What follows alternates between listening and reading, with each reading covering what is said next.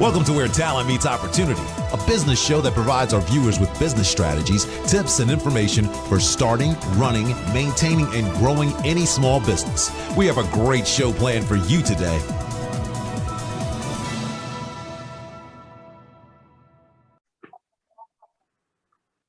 So I want to say welcome to Where Talent Meets Opportunity. I'm your show host, Jay McElroy, and I'm so happy to be back with you all this year. We have gone through a whole lot with COVID and all those great things, but we are here today to talk to Daniel, who is one of our new businesses in the local area. He is Bowie based, and I'm just so elated to be able to come on board and talk to Daniel about his business. Welcome, Daniel. Thank you, Jay, for inviting me. Thank you. Okay, so Daniel, the way we do our format, the first thing we want to do is just talk a little bit about you. So can you share a little bit about your background? Sure. My name is Daniel Akintunde. From my name, you probably can guess that I'm originally from Africa because of my last name, Akintunde. Anyway, I went to college initially in England. I studied mathematics. And then I came to graduate school in the US, where I studied computer science and statistics at initially Michigan State University in East Lansing, and finally for the PhD program at Rutgers University in New Jersey. Then I went into the corporate world to work as a statistician in the healthcare sector.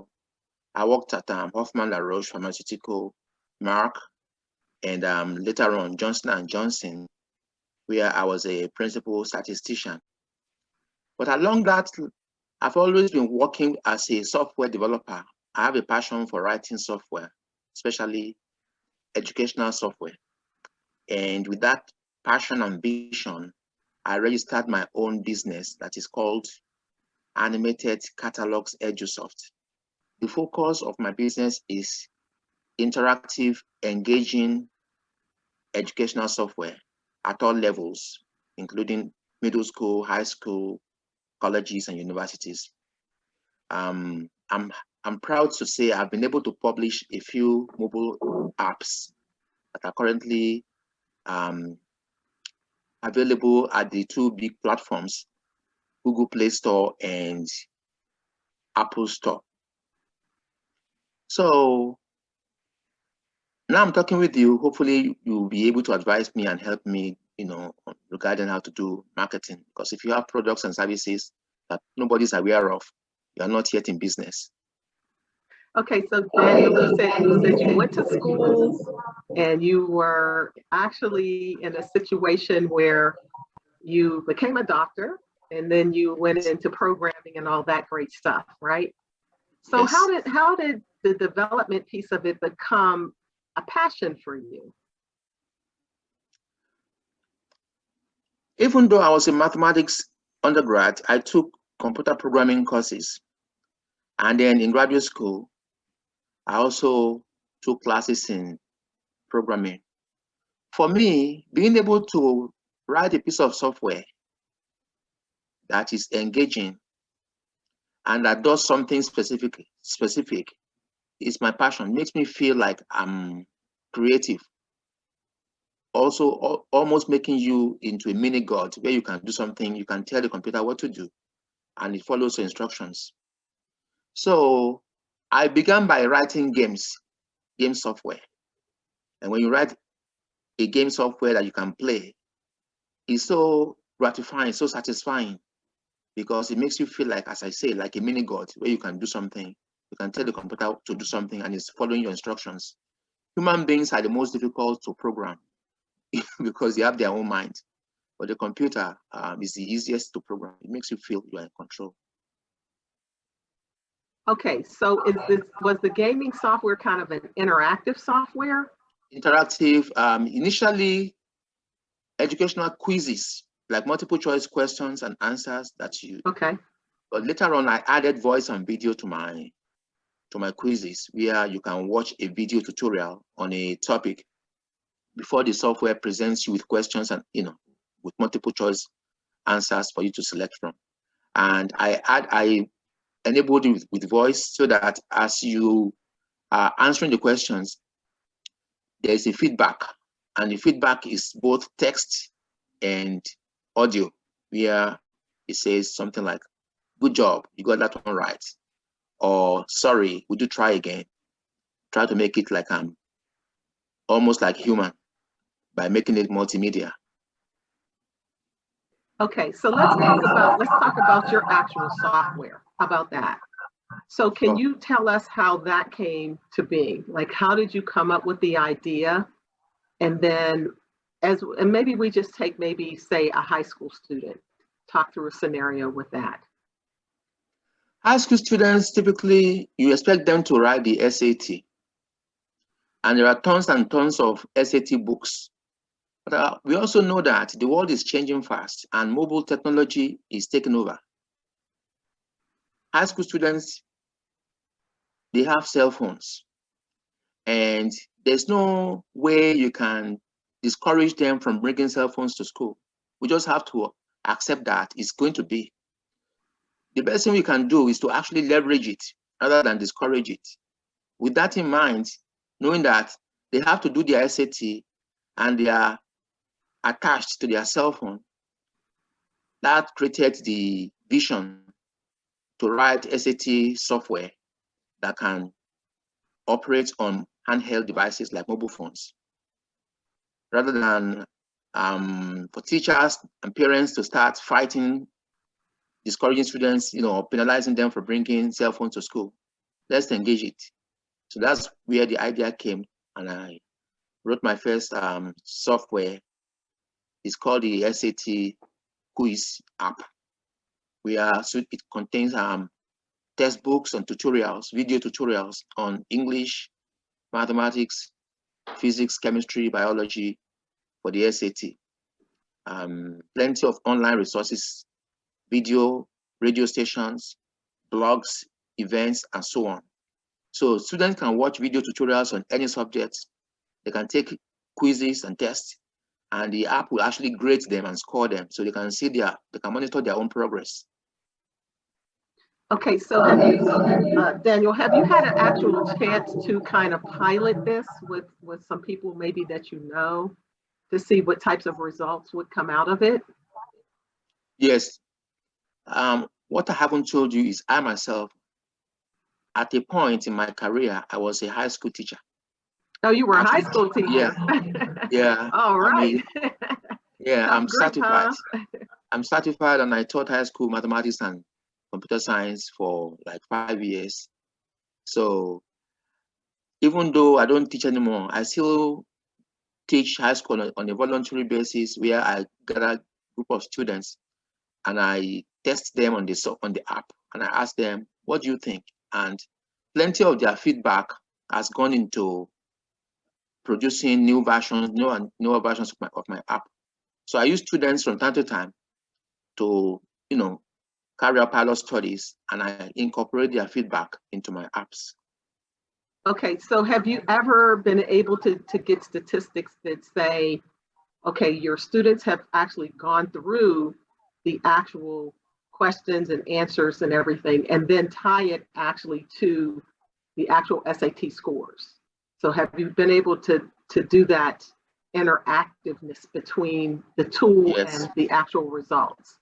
All the time. Keep in mind that the SAT study guides that I'm using, they are not mine. They are the standard SAT guides that are being printed all the time. And there are maybe on my app, maybe more than 16 of them are there. They are the standard SAT questions produced by educational testing programs like Baron, like all those SAT publishers. So the work has been done for me, because schools and school systems input went into all those SAT publications. So I'm just working with the authors in using the material. Okay, so a student that might want to go in and pull your application, you're saying that they can just go up online and pull everything down and start working with it? Absolutely, yes. It's as easy as that. Okay, so if a student can do that, would this be something that you could actually put into, say, a public school or a private school, and then the actual teachers could actually implement it? That is the goal. The app is already available at Google Play Store and Apple Store. The next step now is to make teachers and parents and students aware of the app, and then they can download the app and begin to use, in classroom study or as personal SAT preparation too. Okay, so let's talk a little bit about, I'm not the type of person that likes to test, right? I just despise it, right? And I did have to, just like you probably did, had to do your SATs and all that stuff so many years back. How much time are you allocating? Are you taking the test and giving them the same amount of time when they're going through as they would have for the SAT test itself, or is it just a blanket test that they can take at their leisure? Yeah, it's a blanket test. It's a series of tests. There's no ends to how many times they can test themselves. Every time they take a test, the system will generate random questions so that it's not repetitive. Because you took a test now doesn't mean that you know the questions that are coming in the next test. It's always randomized. And there are two ways for improving your speed. One, you can set the speed. You can say, okay, I want to do 60 questions in 60 minutes. The app allows you to select number of questions and the duration. For example, let's say you want to improve on your speed. You can then say, let me try 40 questions in 30 minutes and see how you performed. So there are two options for number of questions and the duration.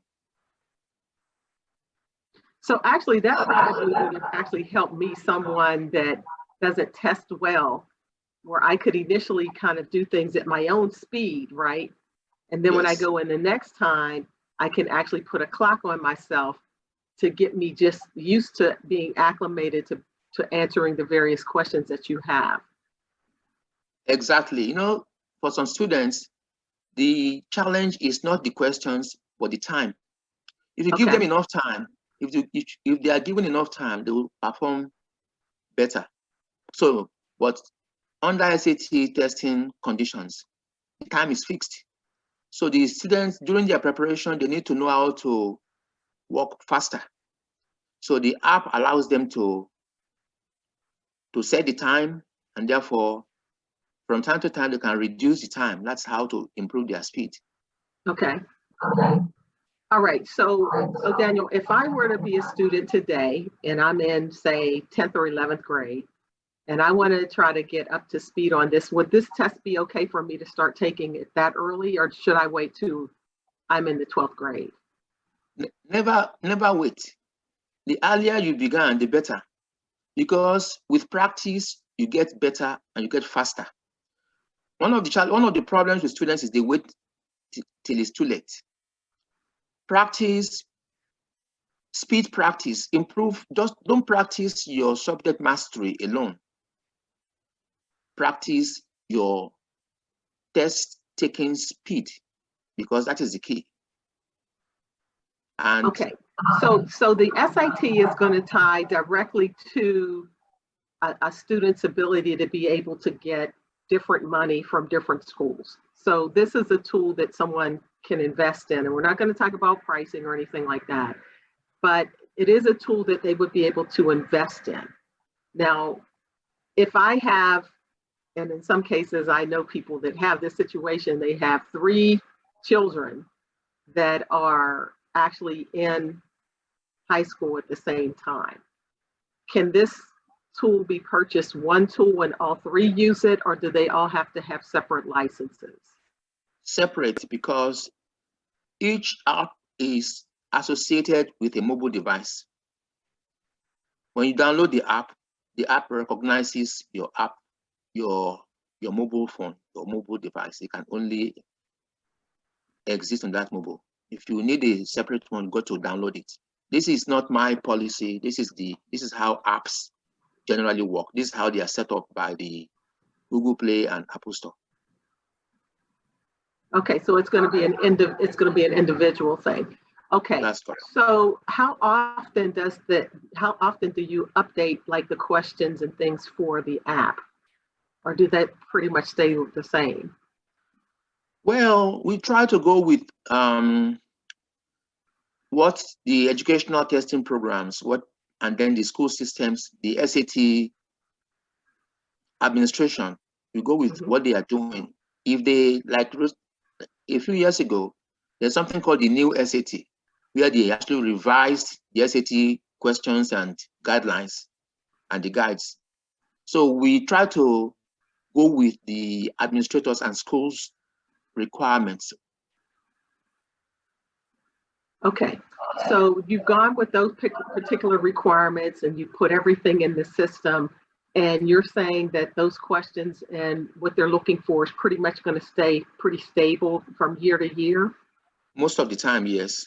Okay, so can we talk a little bit about some of maybe the results of some of the young people that have used your tool already? Yes. Can you tell us about maybe some of their experiences and maybe some of the scores that they've gotten, and potentially, if you have time, talk about maybe how they, when they applied for college, how it impacted them? Yeah. Many students have been so happy that learning, practicing for SAT is become fun now, because imagine where you have to carry SAT guides. Those books can be bulky. Now imagine when the study guide is now available on your mobile phone. Now also imagine a mobile app that contains not only textbooks, but also video tutorials you can watch on any subject.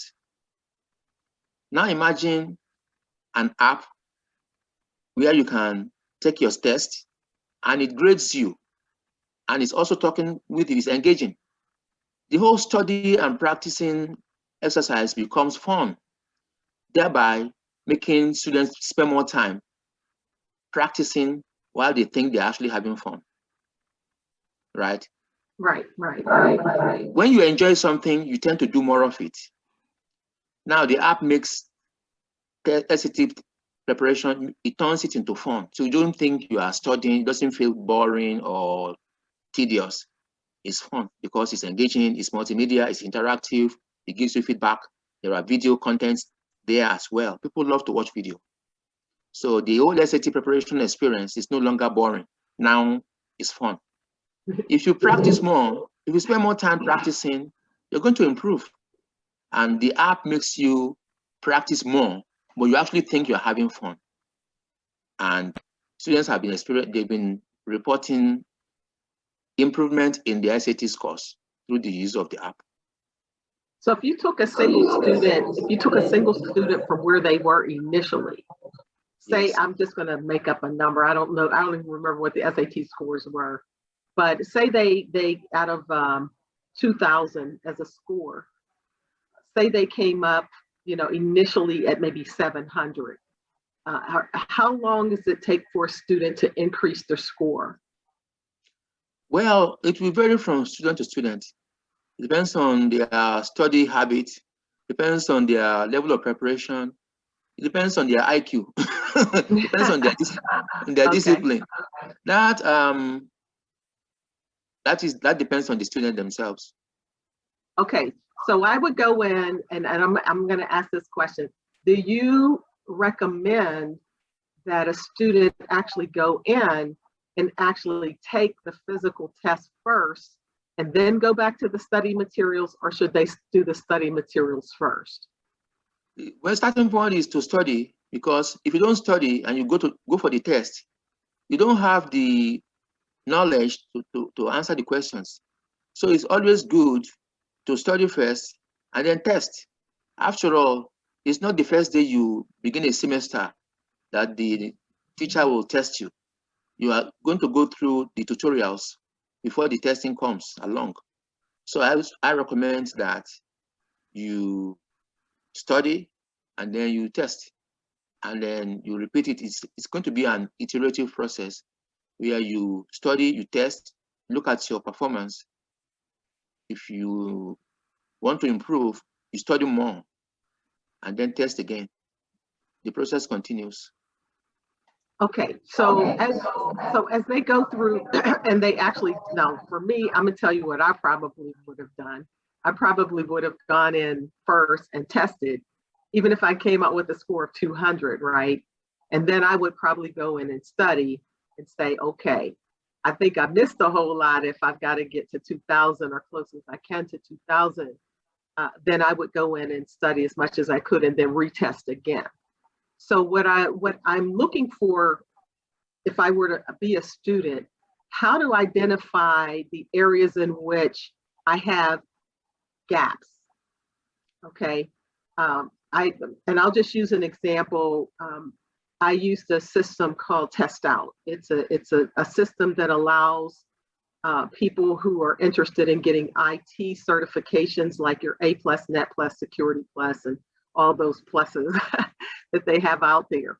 So what happens within Test Out, it's a fully automated system. It allows you, just like your system, to do all of the retesting, right? But what it does do is it identifies for you the areas in which you actually need to study. So if I were going for A+ or Net+ or Security+, and I didn't have, say, the networking piece quite right, it would tell me that I only got 10% correct in that networking area. So I would know that I had to go in and do a lot more studying in the networking area. So does your actual tool lend itself to focusing in on the specific areas in which they need to do more studying? Well, it does not focus on specific areas, but it focuses on the questions. Let's say you opted to do a test of 60 questions. Mm-hmm. Upon completing the last question, the app will publish your results and you will see which question you got right, which one you missed. Okay. Everything will be published. You get a table of each question, whether you got it right or wrong. And then you can go take the test again. But unfortunately, when you take it again, the questions may be different. Okay, so in total right now, how many questions do you give them versus the number of questions in the actual database? In the database, there are maybe like 1,000 or 2,000 questions, overall. Mm-hmm.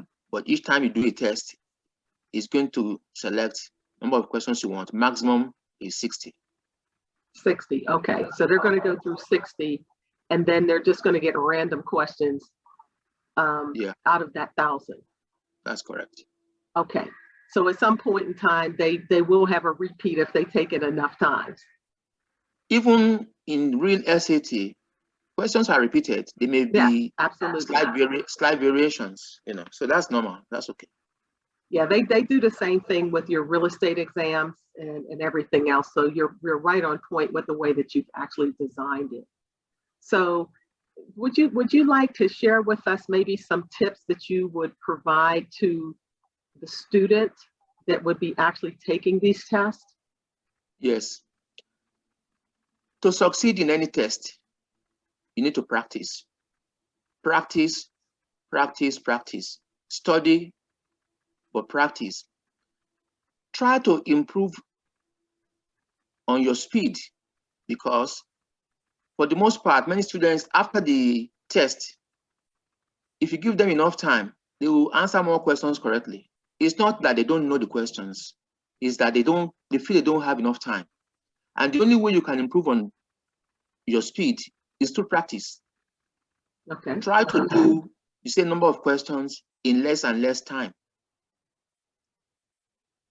Okay. Now if I were a parent, yes, what would you say to a parent about having their child to utilize this tool? Encourage your kids not to not to be, not to, don't view the cell phone as a distraction, because it's going to be very difficult asking them, go do your work, put your phone aside. What I would say, leverage it. Take advantage of that phone, because there's no way you can stop them, rather than them to be watching video games and be getting tempted to watch other things that are not appropriate. Get the app, get useful app on their phones. Take advantage of it. Don't try to discourage it. Okay, and if you were to talk to some actual, I guess, teachers or maybe counselors, what would you tell them about this tool and how they would utilize it with the students that they have? The same thing. Students, they tend to be more current with technology, and what to do, don't discourage them. Take advantage of it. Use what they like to teach them what you need to teach them. Mobile devices, new mobile apps that are engaging, interactive, that's the way to go. Okay, so you're saying that you would be promoting the interactiveness of it, and because they already have their cell phones in their hands, it's going to be a great tool for them to be able to utilize. And instead of being on Facebook or Instagram or TikTok, they can actually be on something that is engaging. Yeah. I mean, really engaging and giving them an opportunity to have the ability to be able to kind of move through and do the things that they need to do in order to be able to get money to go to school. Yeah. I mean, a lot of people are looking for money to go to school, right? Yeah. Even now with COVID, teachers are having to rely heavily on technology. And virtual schooling is still ongoing. It's not all schools that are fully open. So a good way and a good tool during this time of pandemic is to leverage the use of mobile devices and mobile apps that facilitates not only teaching, but also learning. Okay, so along with the tool, have you set up any forums where students might be able to share their experiences? Have you set up a place where they can go or just send communication back and forth to one another about maybe how they've studied or anything like that? Have you set up a platform for them to do that yet? Not yet, because at this moment, I feel that students, once you make them aware of the app, people tend to communicate within their own groups. Right. So that will happen naturally when we need to do is to bring them into awareness of the app. Students, parents, teachers, school systems. Once they are using, many of them belong to different WhatsApp groups, social media groups. Just get them using the app. People tend to do two things. People tend to form a group, and people tend to talk within the group. So that will happen naturally. They will exchange ideas. Yeah. Perfect. Well, thank you, Daniel, for joining us today. Once again, I'm your show host, Jay McElroy, where talent meets opportunity, and we look forward to seeing you again next time. Thank you so much for joining us. Thank you, Jay. Thanks very much.